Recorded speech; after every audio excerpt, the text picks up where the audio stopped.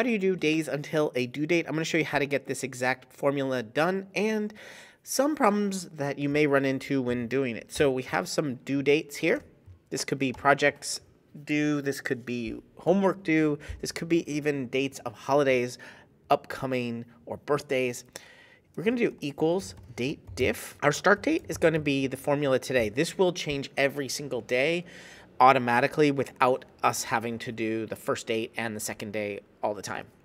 Comma, end date is going to be the cell reference of the due date you want, or you can put the date in here. I'm going to add another comma, and the unit is going to be in quotes D. Just letter D. That's days until that day. And what it's doing is getting the days between today and the due date. So what happens if we get a due date that's before today? I'll show you that, and that may be a problem that you run into.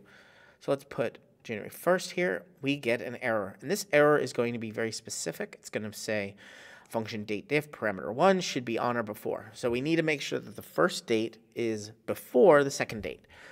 But these dates until, at least this formula, we're going to have this automatic. We're not going to want to come back to this. And when we display this in a sheet, we don't want this error.